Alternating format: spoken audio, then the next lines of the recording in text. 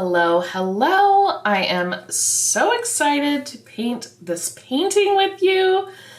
This Playful Pollinators, these are our hummingbirds. We are going to get into how to create really beautiful feather textures and also get some really vibrant colors when painting this fuchsia. So to start, make sure your paints are wet and ready to go. If your palette, if you've done some of the other paintings, you might want to clean off your palette because we are going to be using some different colors with this. I'm just going to clear off a little bit of space here so we can really dig into those colors. I'm just using my paper towel. I've wet it just a bit and, oh golly, making a huge mess. All right, there we go. I might want to grab. All right, so I've got my paint palette, I've got my paper towel, I've got my brushes. We are ready to roll. Alrighty, so when we are painting these birds, I really like to create a wet space that is filling up the whole bird and then drop paint in. So when we have wet watercolor, we can add color in and that color is going to cascade really gently across the wet area or that water barrier. And that's what we're going to do here right now. So if you want to add a little bit of color so you can sort of see where you're going, you can do that. This has like a little bit of orange in it because my water is a little dirty. But I'm just painting the body of our hummingbird. I want it to be nice and shiny. This is a pretty good layer of water here. We don't want it to dry out before we're ready.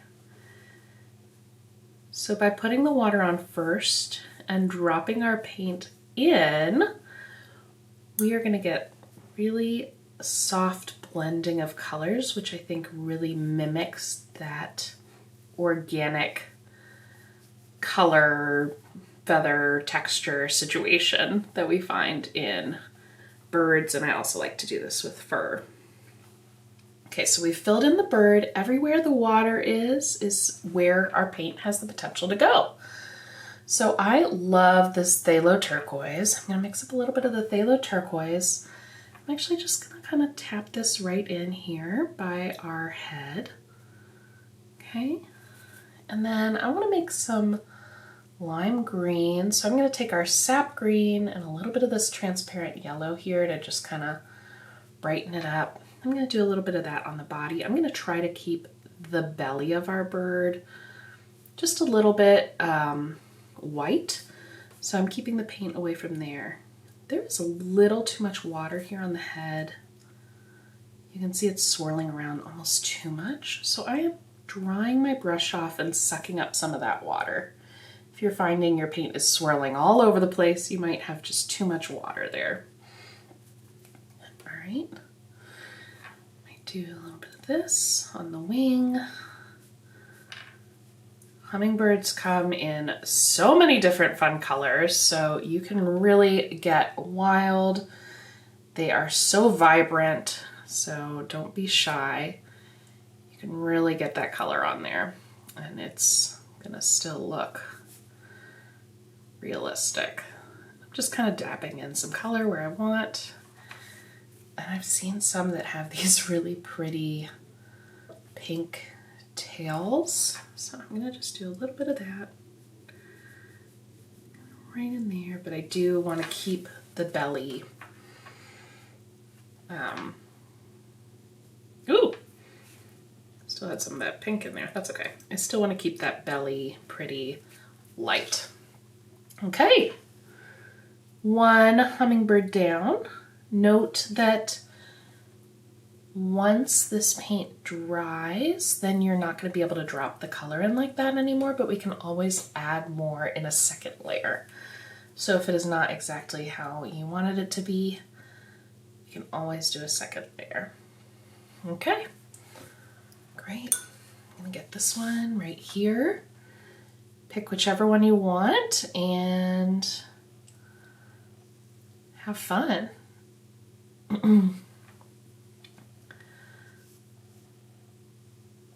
I think this technique is probably one of my favorites for applying paint, dropping it in, because it just looks like little fireworks cascading on the page.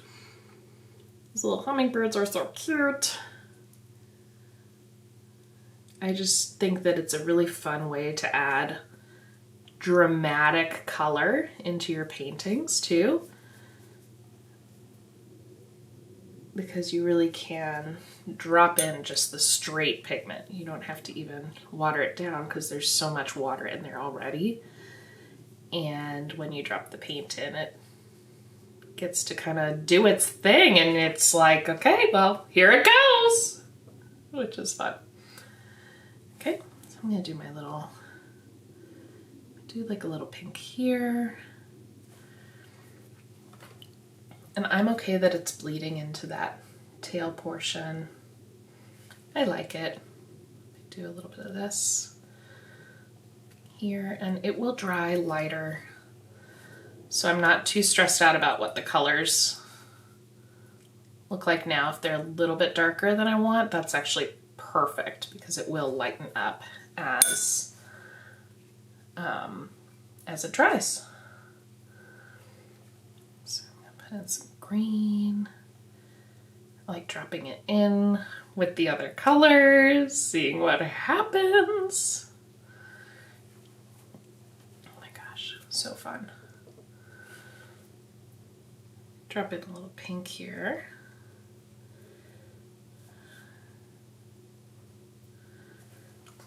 Just for kicks.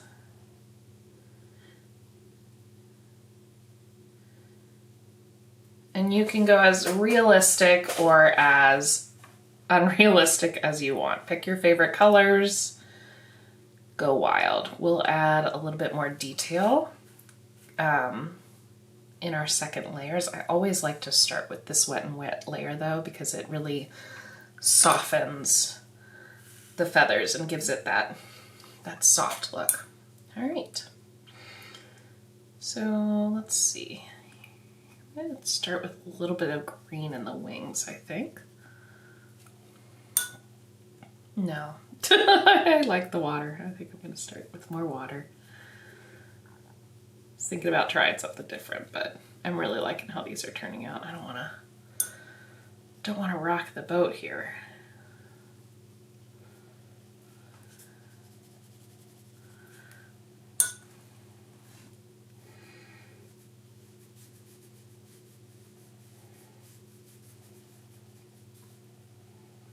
If you're having a hard time seeing where the water is, you may need to just shift where your viewpoint is or move your light source so you can see where it's shiny. Or just use dirty water like me so it has a little sheen underneath it. I'm kind of joking, but also it does help. Okay, let's do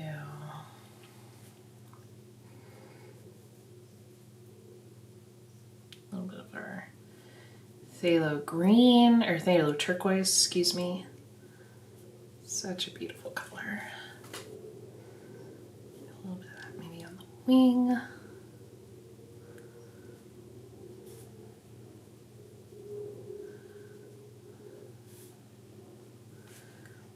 think I'm gonna grab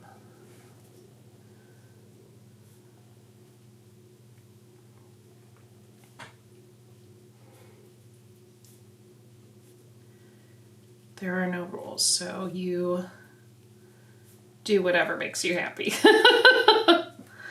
This is your chance to experiment and play, have fun with it.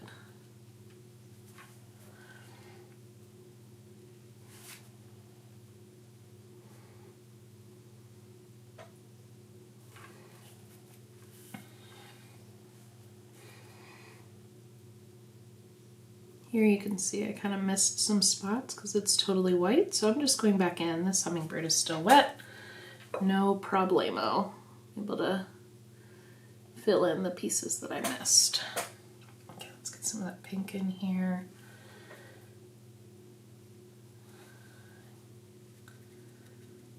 And the wetter your bird is, the more slippery, slidey the paint is going to be. If your paint, or if your water is not so sloshy, but just the right wet enough, it will allow you to have a really nice control over where the paint is going, but not dry out before you're done. I feel like I'm in that sweet zone here with this one. I'm loving how this quinacridone pink is really granulating here. I love seeing how the pigment distributes itself into this painting. So fun! All right, let's keep going.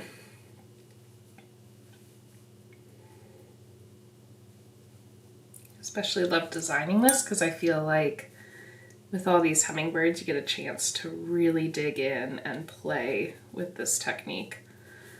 Get a chance to explore and figure out how you like to drop the paint in, that perfect level of wet paper to paint ratio, all that stuff. Oh, this little cutie is turning a little pink.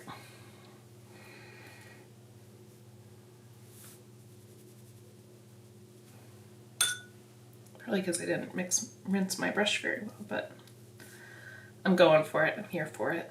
Whoop.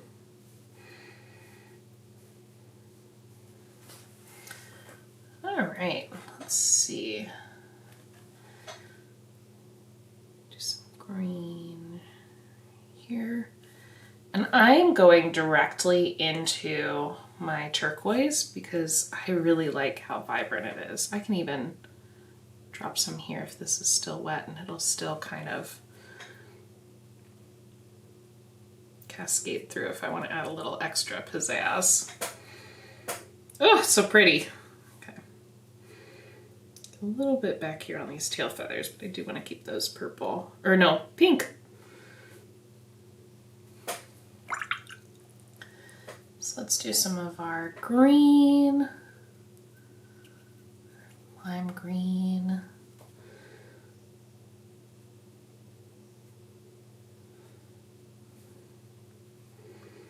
And so when thinking about, if you're trying to anticipate what's going to happen when you put this paint down, the water is always going to try to disperse itself evenly throughout your painting where it's wet still. So within your water barrier, anywhere where your painting is still wet is where your paint is going to want to spread out to. And so if there's a lot of moisture on your brush when you drop in one color, it is going to spread out like wildfire to try to redistribute evenly throughout that section. But if it's really dry, it might not spread out quite as much. So like if you just grab a little bit on a dry brush and your paper's kind of dry, it's not going to go too far. So play around with those levels and see what happens. Like this one's really going for it. There was a lot of moisture here, so that pink is really cascading across. If there's too much, you can always lift it up using your brush. I might even put some little fluffies here at the end. Why not? Just feel like it needs a little cutie cute cap. Okay. And do you see how much lighter this has dried? And how much more vibrant this is since it's wet? If you go outside the line, you can always, I just like to have a paper towel handy, and I will roll it up into like a little tiny pencil shape, and I'll use that to just tap, tap, tap where it's gone out of the line, and that will, at the very least, lighten it up a little bit. Let's get a nice clean brush and get this last hummingbird. So because we have probably put on a lot of water onto these shapes, these might take a little while to dry. So after we're done with this one, you may want to grab like a hair dryer or go take a walk, get a glass of water, coffee, wine, whatever your day has in store. As we wait for this to dry, because we're gonna wanna give it a chance to dry as we work our way through these flowers. Probably could get started, but if you're anything like me, it's gonna be a messy business and you might drag your hand through these beautiful birdies that we just painted. So set for yourself up for success. Okay, so I think for me this one got a little yellow. So I'm gonna just keep a little bit more of that green in here and dig into our phthalo turquoise, my favorite.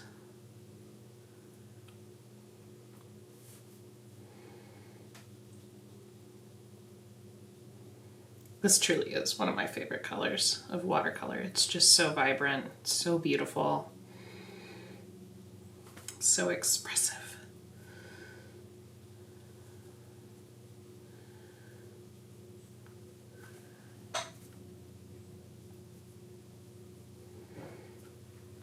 Okay, let's get some little pink details on there.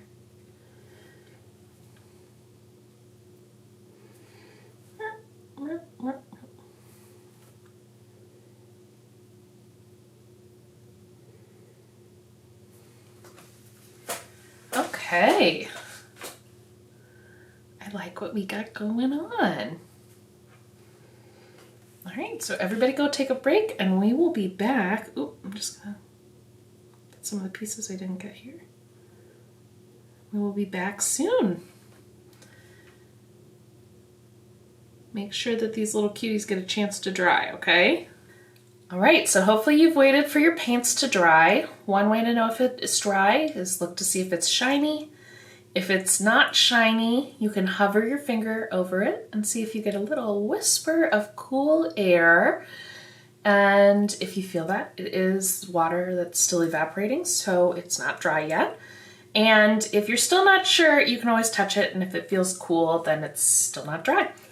I'm gonna start up here, and I'm actually gonna turn my page upside down so I can get really up close and personal with this fuchsia. So a lot of times folks will ask how to make pink in watercolor. And when we use watercolor, we don't really use white paint. We actually use the white of the paper to add the white to the page. So if there was something that was totally white, we would actually paint that by not painting there at all. So let's go ahead and take a look at our color chart. And we have pink here, but I want like a really soft, creamy pink. And so this red with the quinacridone pink, I think is where I want to go with this. And I might add just a touch of yellow. So somewhere between here and here. Okay, so let's get in there. Let's mix our color first. And so I'm gonna do, I've got quinacridone pink, I've got a Winsor red, just a little bit of that, and we really don't need a ton. And then I'm just gonna grab just a bit of this transparent yellow. It's pretty strong. Whoop! We don't want to go into orange. You just want that kind of soft baby pink. Okay. Very nice. I think that'll do nicely. If you're not sure, you can always kind of test it on the paper. Okay, so fuchsia can come in a lot of different colors. I really like the one that has the light pink in the middle and then the outer layer is hot pink. There are also some that have pink and purple, so we're gonna do a little bit of both of those things. So let's go ahead and paint the inner petals, and make sure you leave out the little pokey things, stamen. We're not going to paint that. So this looks a little bit too dark for what I'm going for. So I'm actually going to pick up some of that paint. I'm going to use my water, and I'm going to dry it on my towel so I have a nice clean brush, and I'm just going to make sure I'm pushing that paint into the other parts of my painting to help dilute that extra color. All right, so I'm painting the inner petals here, and then we'll add a pop of color to the outer petals to give it that contrast.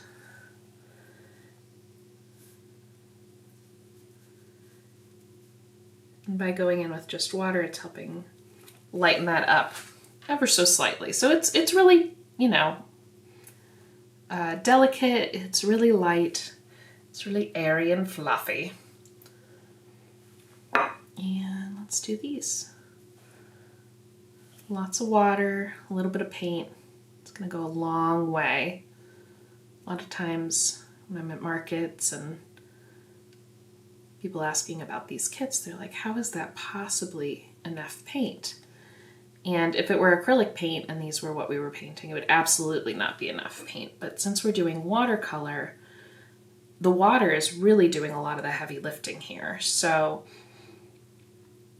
when we're painting in watercolor, it's mostly water and a little bit of paint, unless you're wanting to get really dark, in which case it still doesn't take up a lot of paint. So watercolor is the gift that keeps on giving. It lasts a really, really long time. And these paints, even once you're done with this for the day, if it dries out, it's totally fine. You just wet it and it's ready to go the next time you're ready to paint.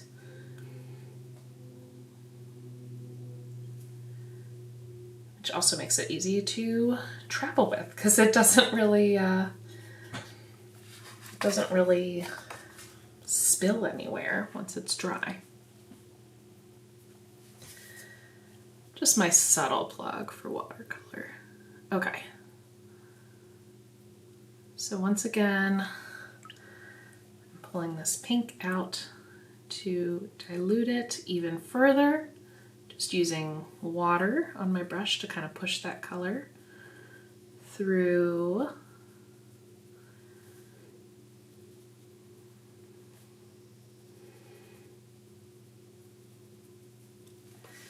And we'll be painting the outer layers closer to that quinacridone pink color. So if you accidentally paint some of the outer layers, that's totally fine, because we'll just cover over it and with a darker color, so you probably won't even notice. Or if you just want your fuchsia to be all the same color, that's also totally fine. Whatever your sweet little heart desires. Okay, this.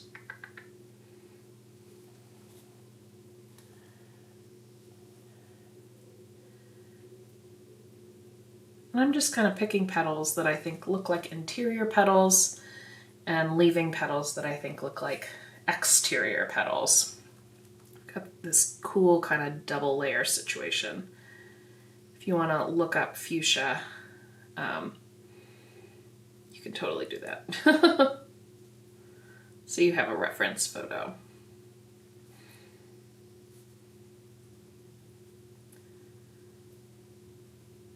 If you're wanting hummingbirds in your yard, this is a great one to get. They really love this. And it's kind of the gift that keeps on giving this plant. I feel like if it's in the right spot, it can last the whole summer season.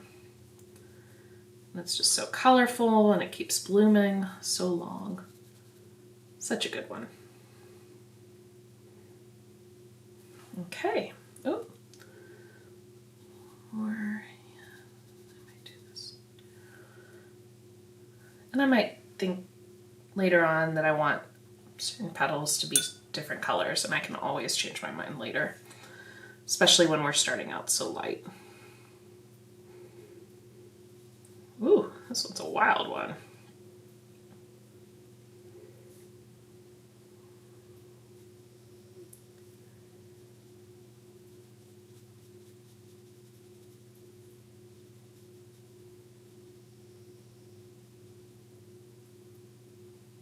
All right.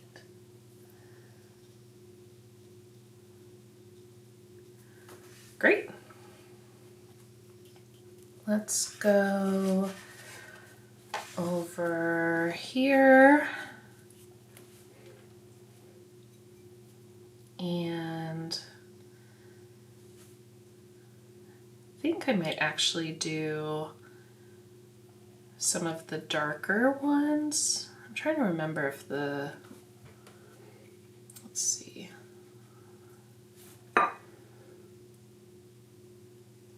Let's do some purple on these interior ones. So this is going to be pretty wild, but if you look at our chart, if we have pink and our turquoise, it's going to turn a really lovely purple color. So let's go ahead and mix some of that up. We already have our turquoise here from our little birdie. And look at that color. That's stunning. Who would have thunk? Okay. So for these ones, and you might actually want a smaller brush because these are a little bit detailed crannies, especially if we're trying to avoid the inner flower part. So I am using my size 3 brush, but you can also use your size 1, doesn't matter, whatever feels the most comfortable to you. I'm avoiding the beak as well, but if you paint the beak, that's okay.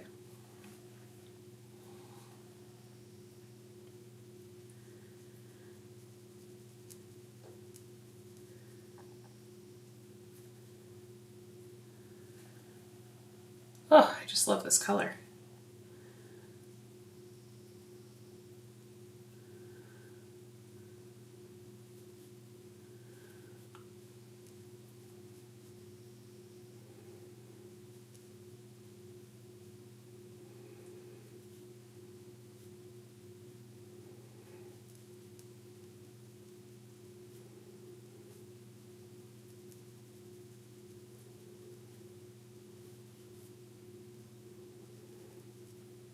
And fuchsia kind of has this little shell on the outside, and then the inner color is on the petals on the inside. So right now we're just painting the inner colors. Right here I got a little bit out of the lines. So rather than making that an exterior petal, I'm just going to go ahead and fill it in. That feels easier to me.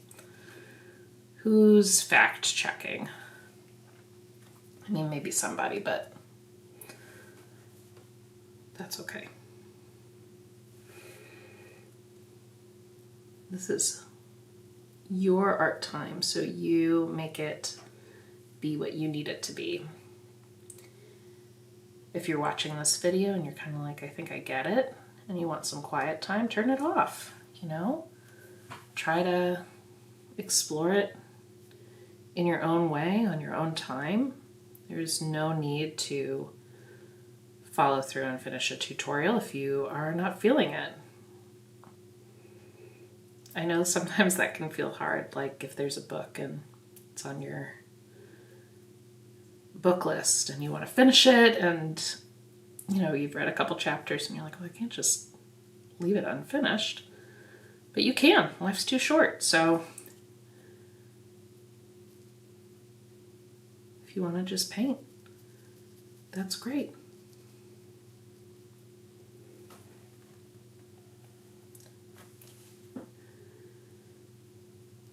So often we have this idea of what it looks like to be creative or be an artist, or I can't tell you how many times folks have come up to me, markets or workshops, and said, well, I don't have a creative bone in my body, and then turn around and see their painting, and I know for a fact that's a bold-faced lie, because they just made something really beautiful. And I think we really do ourselves a disservice if we say that we're not creative. Everyone is creative, it just might not look the same on every person. And so if you're one of those people, I encourage you to look at yourself a little bit differently. Think about ways in which you feel creative and inspired and excited about the world.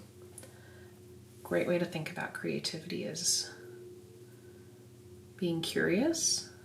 So think about what you're curious about.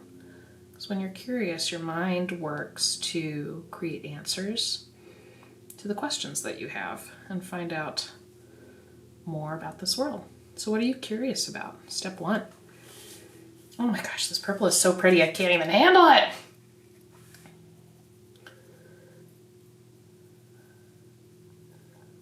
Step 2, creativity is a practice, so make time for it. Just like you're doing right now. Such a proud little mama bear. Look at you taking time for you.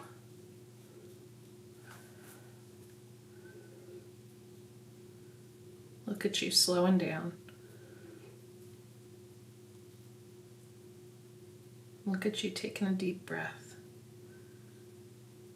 Taking a moment to focus on what's right in front of you. That's amazing.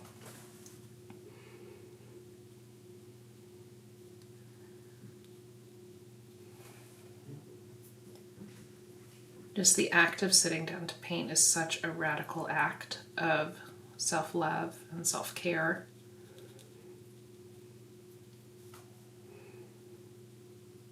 Making the time. Let's see.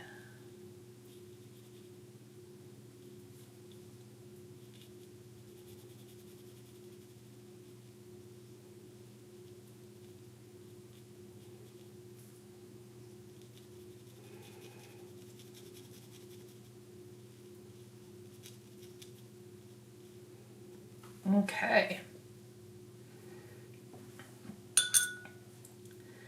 I like how this is coming together. So now I'm trying to decide.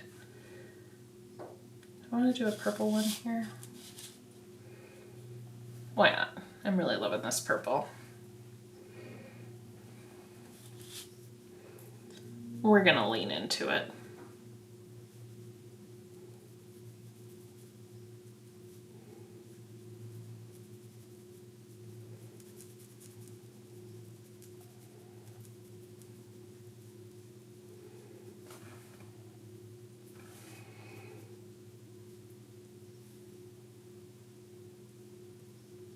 I want to paint my whole life this purple.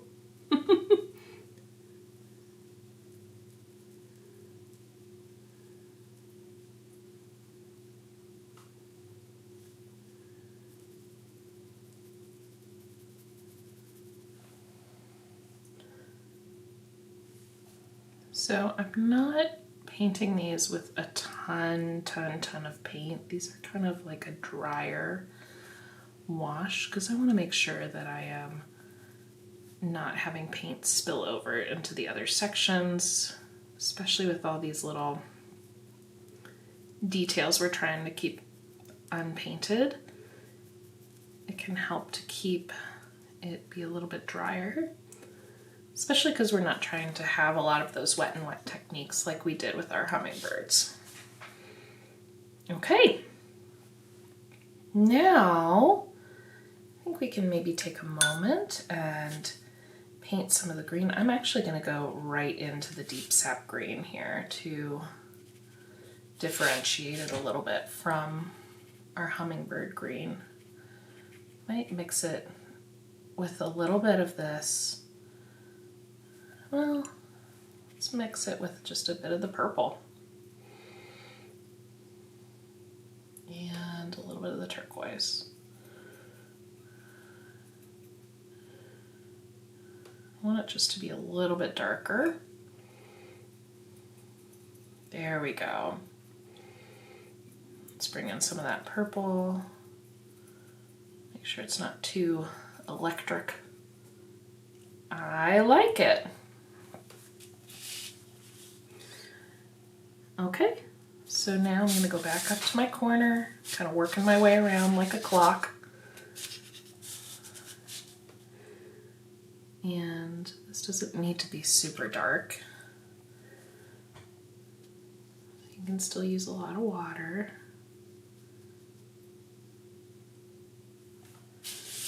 You might want to use your teeny tiny brush. Some of these are kind of small.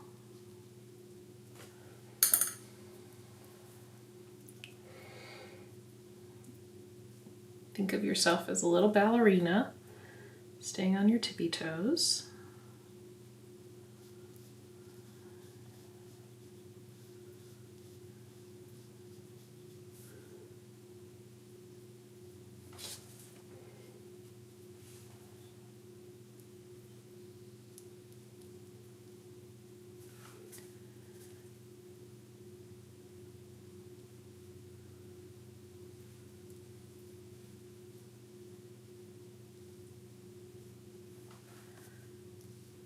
And if you go outside the lines, that is totally okay. No big deal.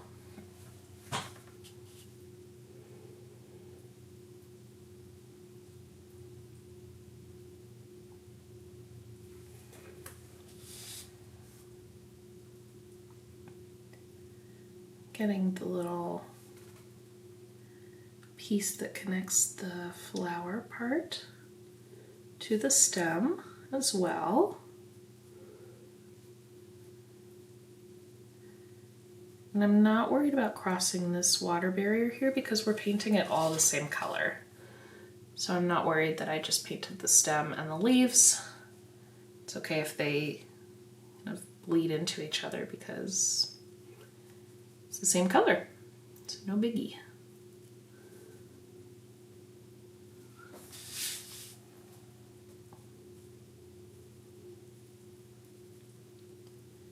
If you're feeling fancy, you might want to drop a little extra dollop of color at the end of your leaves.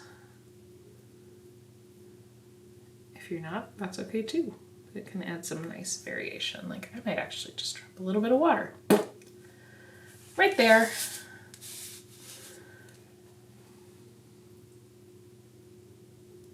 To lighten it up, or you can drop in color to make it darker.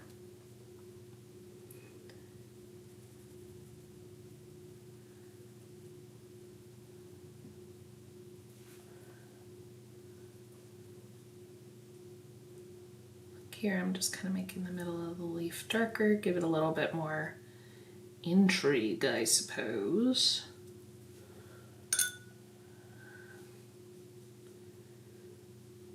That way it's not all looking flat and the same. Everything's all same. Because where does that happen in nature, you know? Okay.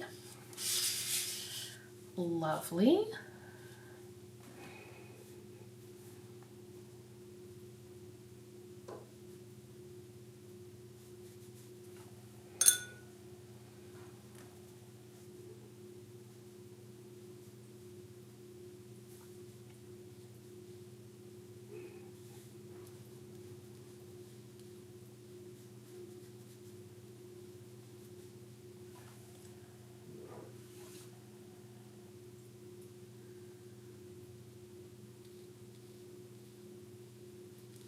Again, it's totally okay to cross this water barrier here because it's all the same color.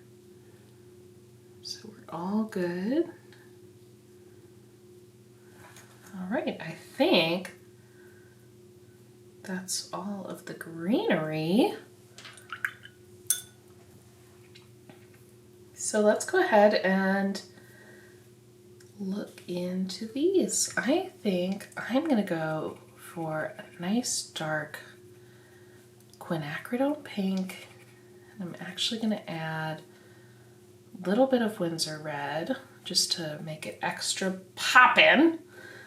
And this is gonna be what I use for my outer edges. And I think I'm gonna keep using my smaller brush because we do have some little nooks and crannies here. And I'm gonna go bold. I'm gonna go dark and I'm gonna go bold and we're gonna go for it because life's too short to be kawaii. I love this color. I love the pop it gives.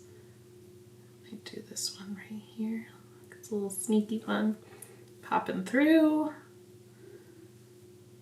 We'll do this.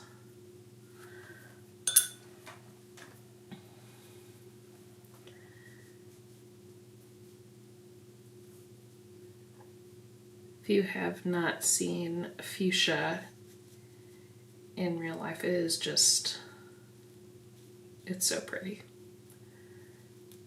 It's like these little pods and then they just explode with this color burst. And I can think of nothing more exciting. Same with the hummingbirds. They love it.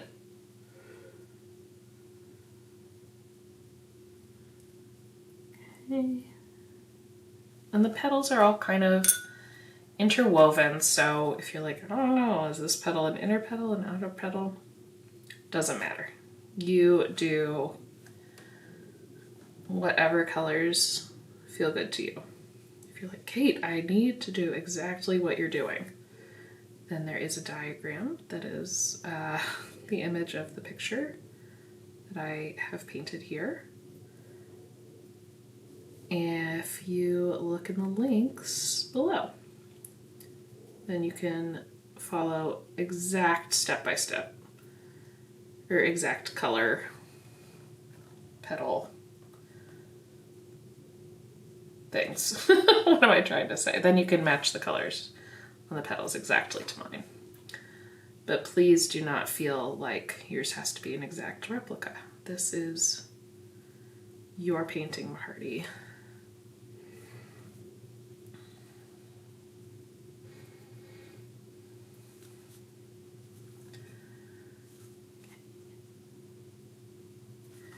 You might have seen me just tap my brush to my paper towel. The reason why I do that is I knew I picked up a lot of water with that. So I just tapped it on my brush to make sure that there was enough room or enough of that excess water taken off of my brush so that I could have a little bit more control and the water wouldn't be spilling all over my page. Ooh, that's so pretty. So pretty, pretty, pretty. Okay, let's get into these ones. I'm gonna use that same color. I think I'm gonna mix up even more because it's almost a little too diluted over here. I want it to be very bright.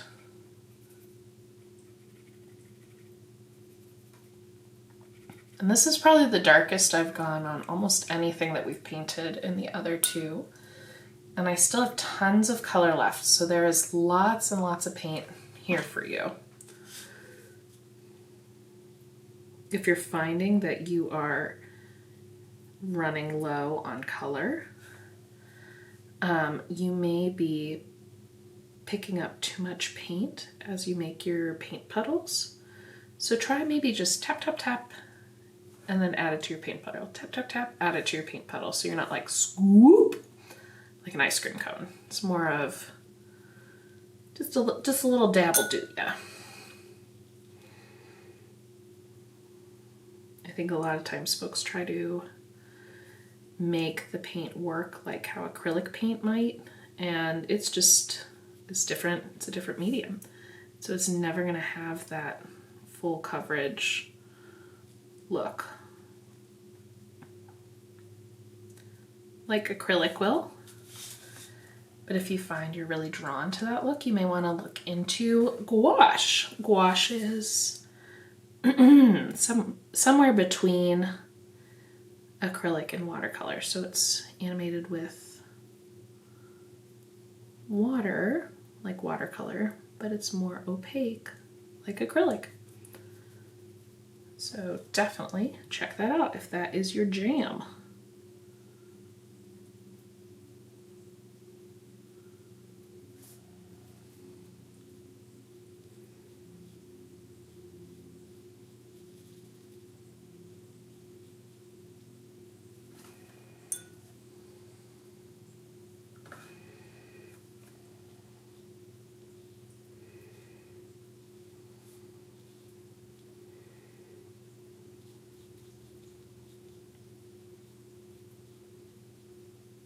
Now that I'm thinking about these purple ones, I think that I inversed the color, but that's okay. They're purple on the outside and hot pink on the inside, but we're gonna roll with it.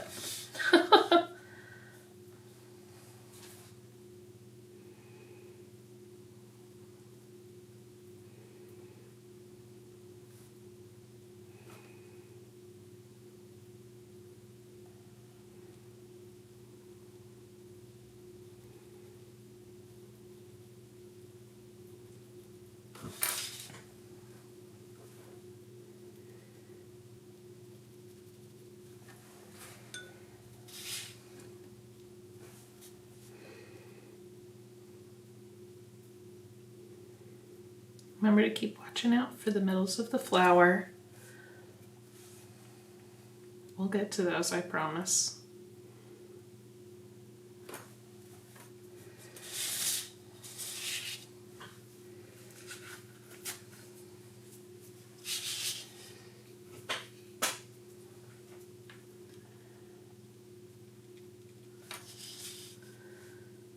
I've been having a shaky hand day, so I'm definitely painting outside of the lines.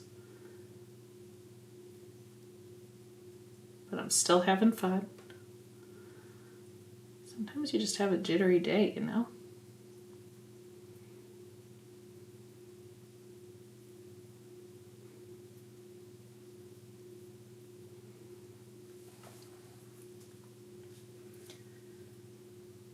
Okay, let's do a little bit here.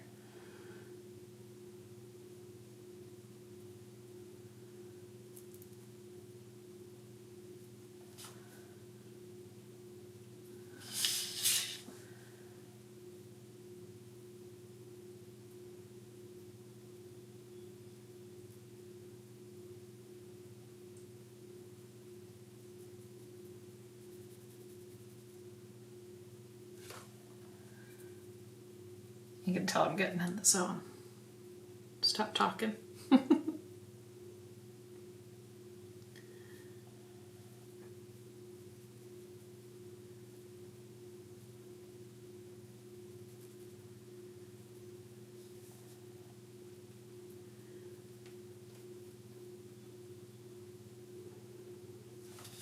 Okay.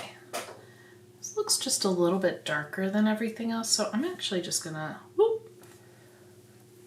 do a little bit of water droplet there. Oh, I dropped a little extra water. And I'm just going to pick a little bit up with my paper towel. Do the same over here. Still wet. That creates a really cool effect too when you're able to lift up some of that color. So play around with that if you want. All right, making our rounds.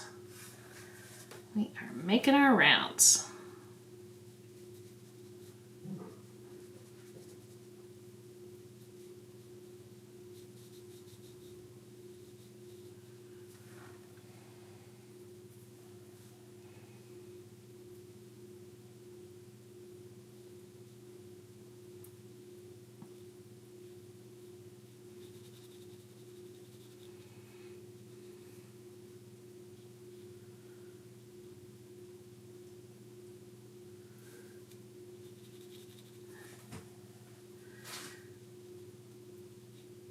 Getting a little dark over there, so I just came in with a bit of water.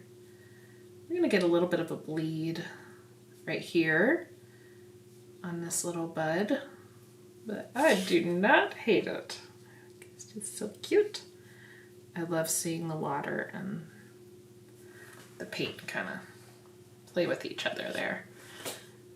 And sometimes those things will happen by accident. It wasn't necessarily what we intended, but those can be the prettiest parts of your paper, of your painting.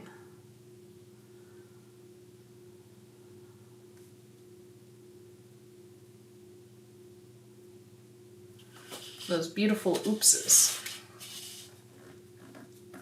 Oop, still have one more. Here, let's get in there.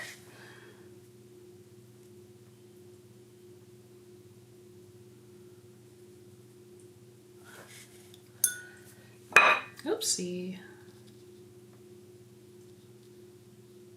All right, almost done.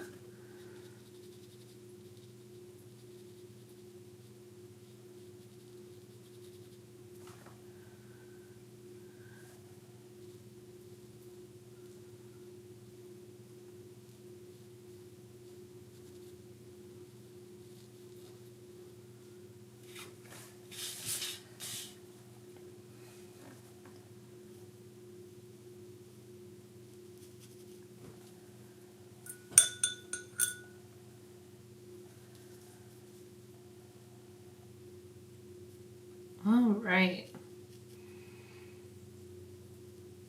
So as these pieces are drying, we can actually add a little more detail to our little birdies. I don't want to do too much because I really do love what is happening here. But I do want to add a bit just to make them pop just that much more. So what we've done just now is we have created our first layer, our first run through. This is where I like to just get paint on the page. This is the wash layer. We've added a wash of colors to our painting. Now we're going to dig into our second layer, which is called the depth layer. So I'm going to start down here on our little hummingbird here, and I'm going to do a second coat of the phthalo turquoise just below this set of wings here. And I'm going to meet it with water here in the middle.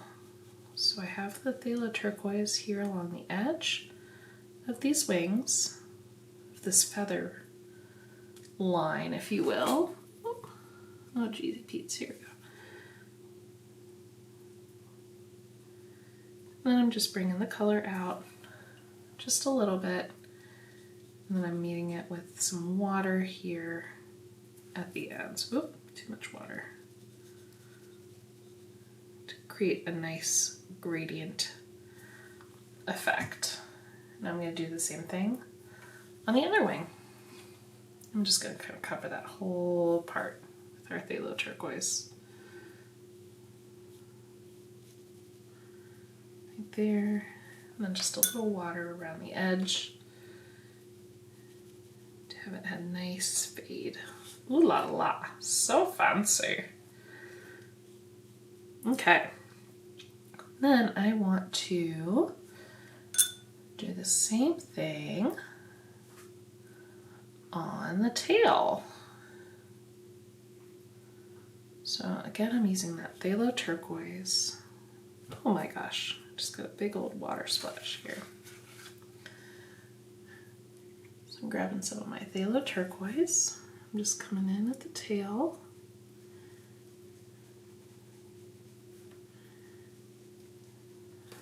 Just give it a little more emphasis. Okay. Now under here, I want to give just a little bit of darkness to that belly. So I'm going to create some more of that purple color that we had earlier with the turquoise and the pink. Add some shadow here under that tail. Just really light. I'm going to just brush it out really dry with my brush. I don't really like that hard line that happened there, so I'm wetting it with a clean brush. I'm just going to dab it out with my paper. Okay. So here we added a glaze, a second layer, and we just used the line of this feather to create a little bit of a shadow of this layer of feather to this layer of feather. And then with this, we used our paper towel to kind of blend that shadow line into each other to give it a little bit more depth. Okay, let's get into this cutie. I think I'm going to do another wing situation here. So once again, I'm just going to do a light layer of this phthalo turquoise by the wing. This is way too dark, so I'm gonna go back in there with some water. Just working my way around those little feathers. This is gonna give it a look of the layers of feathers taking up space. This one is on top of the other one. And I'm taking a damp brush and just kind of wiggling it out into the rest of the wing to give it a nice, gentle transition. And I can always drop in a little bit more if I want that to be a little bit darker. Drop in a little more color. Oh. And then use my brush to just kind of tickle it where I want it to go. So this whole part of the wing is wet. I'm actually going to pull it over to this wing as well, since we're working with the same colors. This one, I'll pull that turquoise up even a little bit more.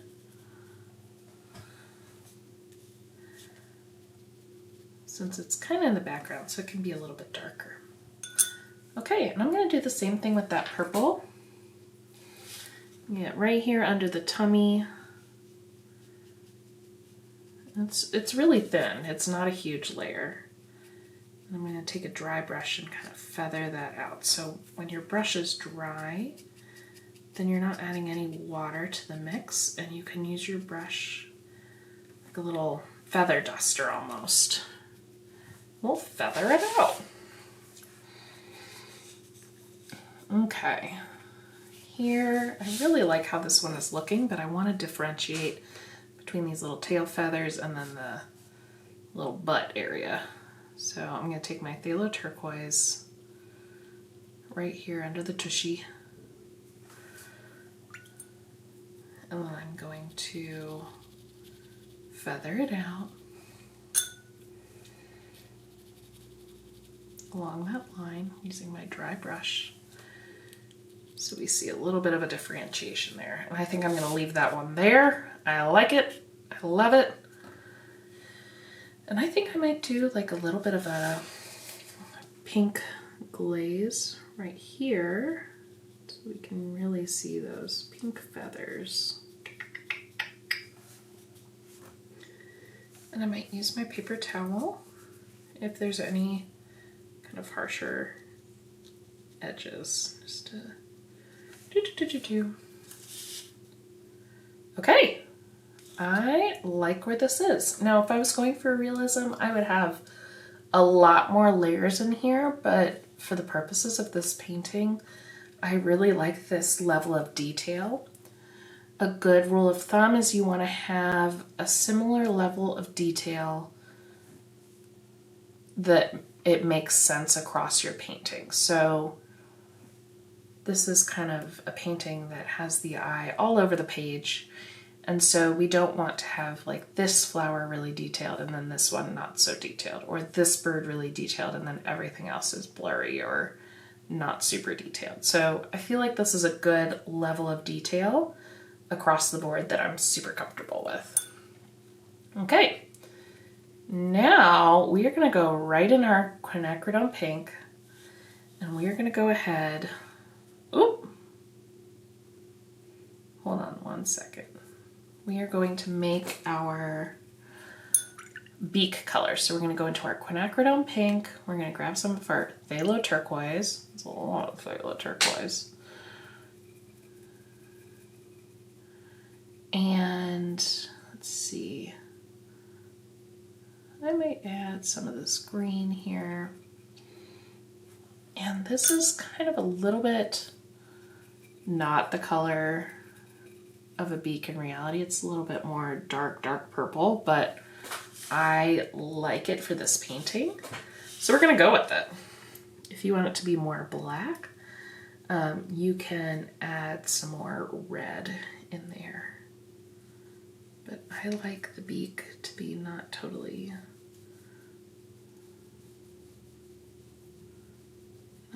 black. Some of the beaks are also different colors, but I like the contrast of this so we can really see where they're digging their little snoots in. You know, I'd love to see a good snoot.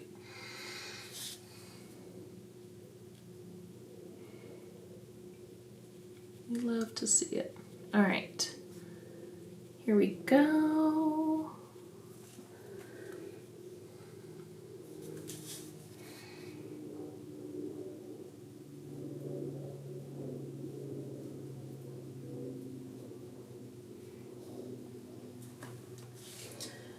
And one more.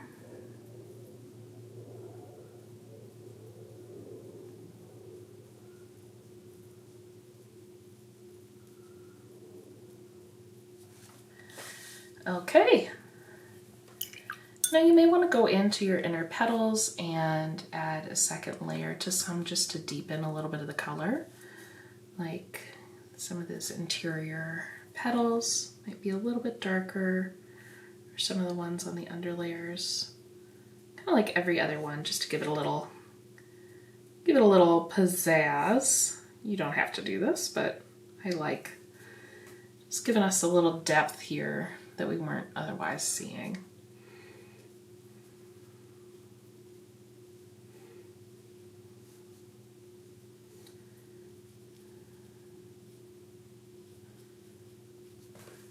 Just gives a little bit of variation, so we're not just looking at a flat painting. These petals all are getting shadows and different colors, so. Okay, same thing in your purples.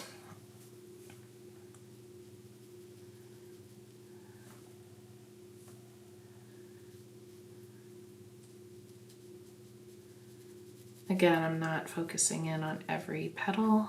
I'm just kind of adding a little bit of oomph to a select few to give it just a tad bit more dimension. I like thinking about which ones would be getting the most shade. It's like this one, the ones that are really on the interior of the flower or underneath. This one's probably coming from above. So the petals that are in shadow would be the ones that are covered, like this one. Or you can just kind of go every other one and, you know, decide as you go. It's like I feel like a little more colors needed here or whatever.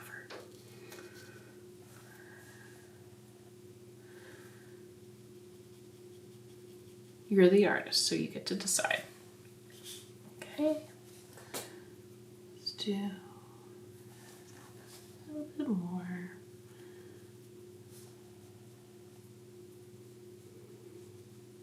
Here under our bird is probably a little bit more in shadow, since the bird would be hiding any sunlight that was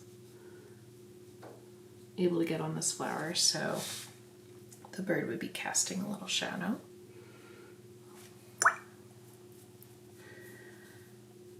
Then I just felt like this one needed a little extra TLC. Okay, let's do just a smidgy smidge over here.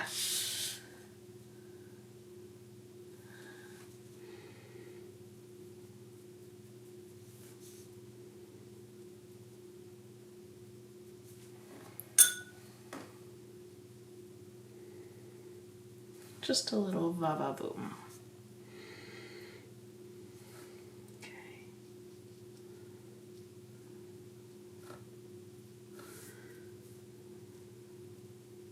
All right. I love it. So fun.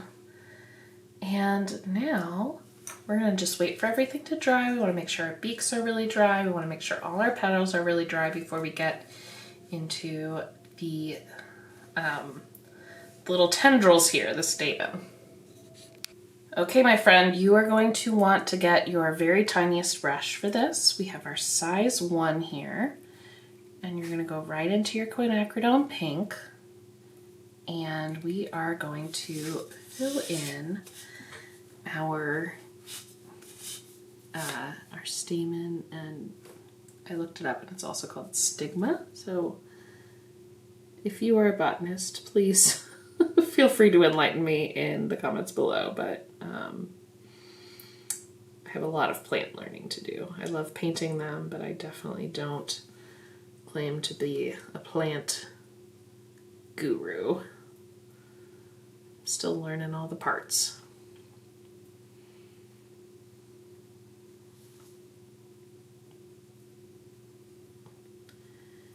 And I'm going in pretty dark with this. This is probably one of the most striking parts of the fuchsia. It just gives it so much personality. So go slow, take your time. If you go outside the lines, it's okay. Don't worry. Remember you're a ballerina, so light pressure. And keep the point up.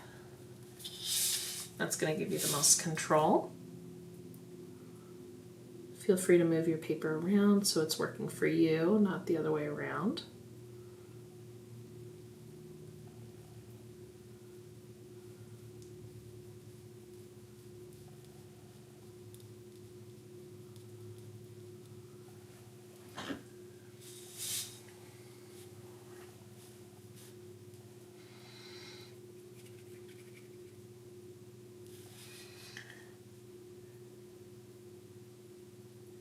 If you find that the paint is kind of bubbling up on top of your paper and it's hard to control, you might have too much water. If you are finding that you're dragging your brush and your bristles are kind of feeling scratchy, you might need a little bit more water. Your brush should glide over the paper without too much resistance, but it also shouldn't create huge puddles in its wake.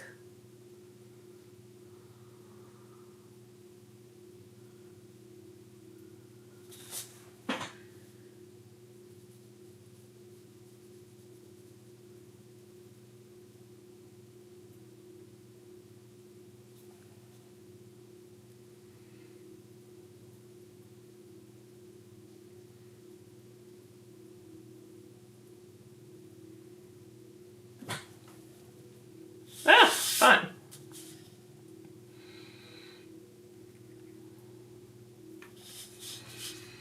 Okay, the purple ones too.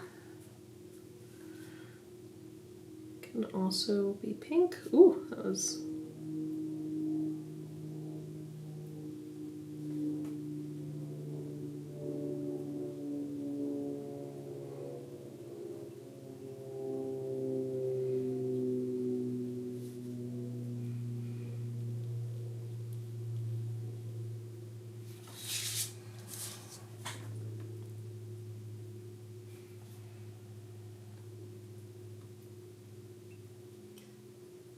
takes focus. I find my head just keeps creeping closer and closer to the painting.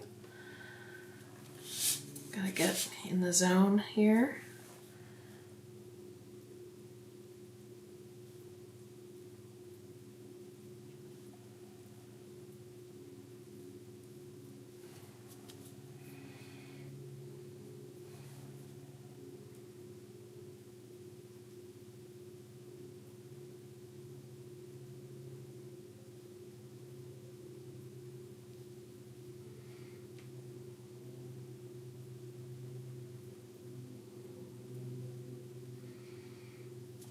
Okay, just a few more.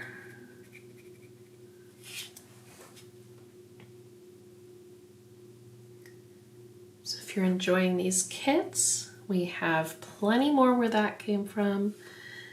We also have watercolor palettes available if you are wanting to try out some really nice paints but aren't really sure where to start. We've got it covered for you. We also I share tons of tips, tricks, and tutorials on all my social media channels, and definitely in my newsletter you'll get lots of tips and tricks. If you're curious about all my favorite supplies that I use, I have a link to them in my description below. It shows all my favorite supplies that I use for my painting. And yeah, that's the scoop. I would love to see your amazing work if you're open to sharing. Please, please, please tag me on social media and use the hashtag Paint with Kate. I love to see your creations. I love how every time folks paint with these kits, everything comes out looking so beautiful and so unique, even though we're all painting from the same design, which I absolutely love. So I can't wait to see your interpretation. I am so excited that you took today to paint with me. Thank you so much. It is an honor being a part of your watercolor journey, and I hope you had fun. All right, see you later. Happy painting.